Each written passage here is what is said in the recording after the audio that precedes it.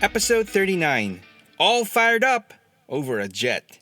Originally posted September 10, 2013. When I was a kid, my dad went off on numerous business trips out of the country. And when he came home, he would more often than not spoil me silly with all the gifts that he would bring back for me. And so when he went off on one of his trips in 1985, I had only one thing on my mind, for him to get me Transformers. I didn't really remember asking for anyone specific. At that point, I didn't really have any Transformer toys, just a solitary Diaclone jet that was meant to be Thundercracker. So really, I would be happy with any Transformers that he would bring home. So during one of his phone calls home while he was away, he excitedly told me of the Transformers that he had already gotten for me. He told me that he had gotten me Megatron, Blue Streak, and a jet. Now, although I didn't really have any of the toys yet, I was familiar with the cartoon and I knew that Megatron was the leader of the Decepticons. Awesome! And that Blue Streak was one of the cooler looking Autobot cars, so I was quite happy with those two. But he also mentioned a jet, which I just assumed was one of the 3 Decepticon jets in the cartoon, either Starscream, Skywarp, or even a real version of Thundercracker, any of which I would have been totally okay with. But to my surprise, I was totally off on my assumptions, and needless to say, I was blown away with what my dad ended up getting for me instead. When he finally arrived home, he eagerly unpacked his stuff and started handing me my new Transformers. Of course, he handed me Blue Streak first since he was the smallest box. Cool. Then came Megatron, which came in a rather larger box, and this got me wondering. I knew that the Decepticon jets weren't that much bigger than Megatron, so why was I getting Megatron first? In my mind, he should have been the grand finale, and then it happened. My dad pulled out the biggest box I had ever laid my eyes on, and I was totally speechless. Here before me was a Transformer that I had never seen or heard of before, and he looked amazing. It took me quite a while to get a hold of myself and actually process what my dad had brought home for me. See, aside from being a Transformer that I had never seen before, Jetfire was also rather confusing. Up to this point, it was pretty much understood that the good guys, the Autobots, were all cars, and the bad guys, the Decepticons, were everything else, including jets. But here was Jetfire, who was most definitely a jet, but based on his profile at the back of the box, he was identified as an Autobot. Absolutely mind-blowing. Once I got him out of the box, it only got better. Aside from being the largest Transformer I had ever held in my hands, Jetfire was beautiful. Unlike most of the first wave of Transformer toys, this guy was super articulated. He could move his arms and legs and bend at the knees and elbows. Oh, and did I mention how beautiful he looked? And he transformed into a sleek-looking jet with wings that could be swept forward and back just like an F-14 Tomcat. And if that wasn't enough, he came with snap-on and off armor for his arms and legs, as well as a massive jetpack for the back. The hits kept on coming. He was simply beautiful. When I finally got a hold of myself, the next thought that came into my head was that my friends were going to die when they saw my new Transformer. Back then, there was no internet, so the channels of information of learning about the Transformers were slim to none, and all we had to go on were the cartoons, which we watched sporadically on bootleg Betamax tapes from our local video store. I was certain that none of my friends were aware of this guy's existence. I was the first, and I was determined to rub it in big time. Especially to my neighbor who kept reminding me every chance he got that he had a good guy Autobot who kicked my Decepticon jet's butt. Now I had the ultimate Transformer who would kick everyone's butt. Anyway, after a few months of lording over this new Transformer over my friends, the Jetfire character finally made his way into the cartoon. But as amazing as Jetfire the toy was, when it came to the cartoon, he ended up being a bit of a disappointment. So allow me to go off tangent for a bit. While the first wave of Transformer toys were mostly repurposed from Japanese toy company Takara's Diaclone line, as the demand for more Transformers grew, Hasbro started obtaining licenses from other smaller Japanese toy companies as well. One of them was the company called Takatoku, who had made toys for an anime series called Macross. The Jetfire toy was actually the mold for their main vehicle robot in the series called a Valkyrie, which basically explained the toy's obviously advanced engineering and articulation. Eventually though, Takatoku would get absorbed by Takara's rival, Bandai, and the Macross series itself got even more popular and was eventually exported to the US and rebranded as Robotech. This presented a problem as Takara really couldn't produce and sell a toy owned by its rival. So in the end, Jetfire wasn't really sold in the Japanese market. And as for the animated series, he had to be radically redesigned, and the end result ended up rather far from the actual toy. First of all, his name was changed from Jetfire to Skyfire, and both of his modes looked dulled down. Instead of a cool-looking battle-masked head with horn guns, we got a generic-looking unmasked mug. And this jet mode didn't get any better, as it now looked literally like a box with wings. But worst of all for me was how his character was dulled down.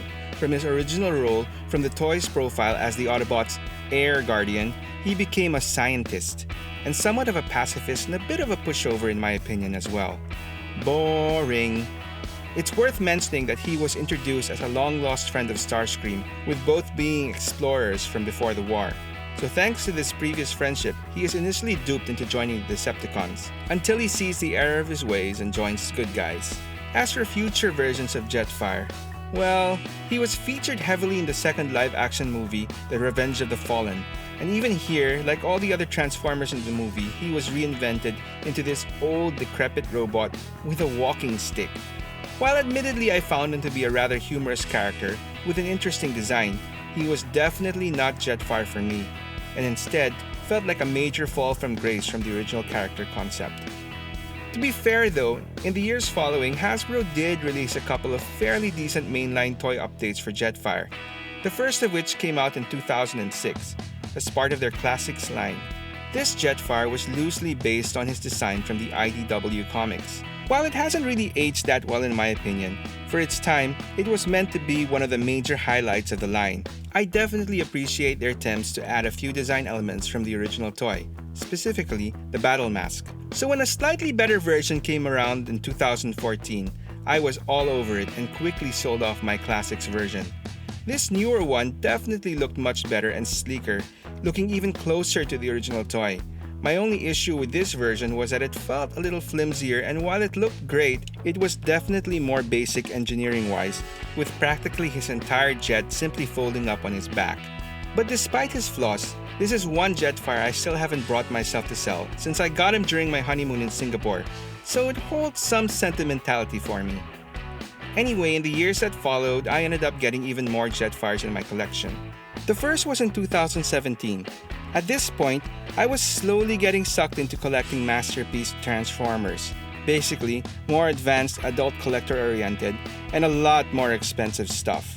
And thanks to a trusty but overly aggressive online vendor, I was eventually swayed to get myself a third-party Skyfire by a then up-and-coming company Fans Toys called Phoenix.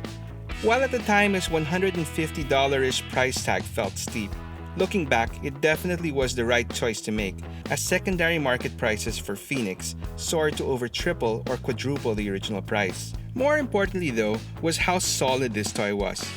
I didn't make a mistake earlier when I called this guy Skyfire, as this was basically a straight-up toy of the cartoon character. By this time though, I had come to accept Skyfire as the official version of this guy in Transformers canon, despite ironically never getting a toy completely faithful to this look, until now. Today, I've even come to accept that kooky take on Jetfire from the Bayverse movies. Maybe it comes with getting older, but this old man's take has grown on me. After giving us a rather mediocre toy at the time of the movie's release, which I skipped, Hasbro finally produced a more screen-accurate toy years later as part of their Studio Series line, which I also skipped. Instead, I opted to get myself an oversized knockoff version of that toy. Yes, technically it's called a knockoff, but ironically, quality-wise, I think it surpasses the original. And finally, in 2019, Hasbro released what seems to be the ultimate take on a Jetfire toy as part of their War for Cybertron Siege line. Despite being called Jetfire, visually there is no mistake that this is Skyfire.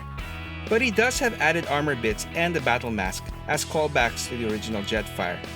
While initially I didn't rush to the toy store to get him, he eventually won me over and many other collectors when he was featured heavily as a central character in the accompanying Siege cartoon. Think of it as a bit of character rehabilitation, since while this version looked like Skyfire from the original cartoon, he was far from the pushover scientist pacifist and is instead an effective and deadly warrior. Mirroring his character from the original cartoon, this version starts out not only as a Decepticon, but as the leader of the Seeker's Air Squadron. But as the story progresses, he eventually, spoiler, joins the Autobot ranks. Anyway, by the time I got to my senses, Siege Jetfire had become quite the hot and hard to find item everywhere. Fortunately, after many on and off attempts, I finally got myself one at a slightly enhanced but not overly blown out price. And I have to say that this toy is worth every bit of hype thrown his way, as this is possibly one of the best mainline Transformer toys Hasbro has ever made to date. Like I said, I didn't mind that he doesn't look too much like the original toy. As far as I'm concerned, that ship hasn't just sailed, it was never meant to be. And while it had a rough start, like I mentioned earlier, this sky-fiery look, for all its intents and purposes, is basically what Jetfire is now in the Transformers universe. And that's perfectly fine with me. Although, if Hasbro or Takara were able to pull off a reissue of the original Jetfire toy, I'd be all over it. That original Jetfire toy remains one of the best Transformer toys ever made in my opinion. And I'm really happy that I got to own him at one point in my life, enjoy him, and of course, flaunt him over all my friends. So is anyone else out there fired up about this jet as I am? Is it Jetfire or Skyfire for you? Let me know in the comments below and tell me your story. Thanks for watching Stories from the Toy Shelf Redux. If you enjoyed this story, please click on the like button and subscribe to the channel to help me tell more. Until the next one.